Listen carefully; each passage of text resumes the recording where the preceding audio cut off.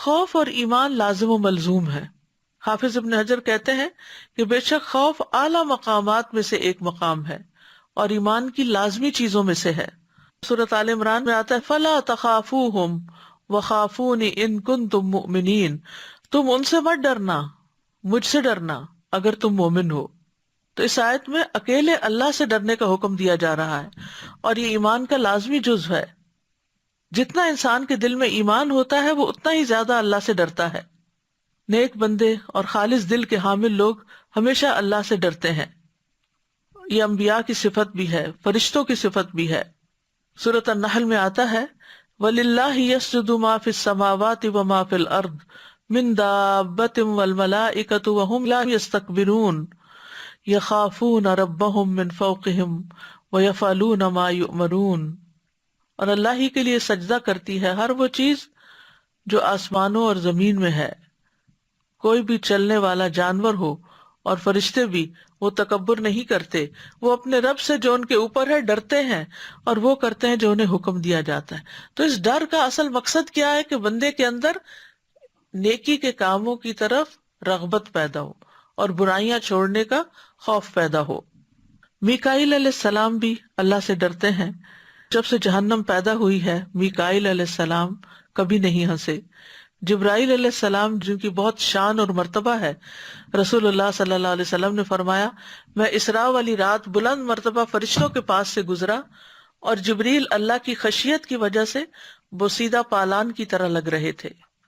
ابراہیم علیہ السلام بھی اپنے رب سے ڈرتے تھے، حالانکہ اللہ تعالیٰ نے ان کو اپنا دوست بنا لیا تھا. وہ کہتے ہیں یا ابت انی اخاف ان یمسک عذاب من الرحمن، اے میرے باپ میں بے شک ڈرتا ہوں کہ تجھ پر رحمان کی طرف سے کوئی عذاب نہ آ پڑے. فتکون للشیطان ولیا، پھر تو شیطان کا ساتھی بن جائے. نوح علیہ السلام بھی اللہ سے ڈرتے تھے.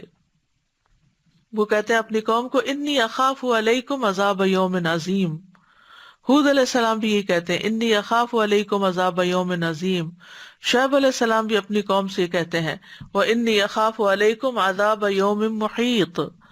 نبی صلی اللہ علیہ وسلم بھی اللہ سے ڈرتے ہیں قل انی اخاف ان عصیت ربی عذاب یوم عظیم. کہہ دو بے شک میں ایک بہت بڑے دن کے عذاب سے ڈرتا ہوں اگر میں اپنے رب کی نافرمانی کروں. حضرت عائشہ کہتی ہیں میں نے رسول اللہ صلی اللہ علیہ وسلم کو کبھی اس طرح کھل کر ہنستے نہیں دیکھا کہ آپ کا حلق نظر آ جائے، بلکہ آپ صرف اسمائل کرتے تھے، تبسم فرماتے، اور جب بھی بادل یا ہوا دیکھتے تو خوف آپ کے چہرے پر پہچانا جا سکتا تھا، حالانکہ آپ اللہ کے رسول تھے.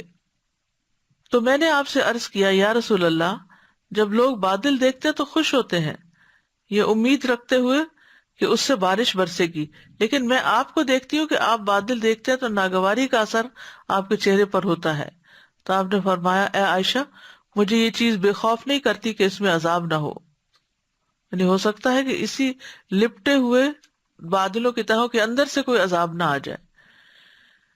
ایک قوم عاد ہوا کے ساتھ عذاب دی گئی تھی، انہوں نے جب عذاب دیکھا تو بولے یہ تو بادل ہے جو ہم پہ برسے گا. پھر متقین کی صفات میں سے ہے الذین یخشون ربہم بالغیب، کہ وہ اپنے رب سے غائبانہ طور پہ ڈرتے ہیں.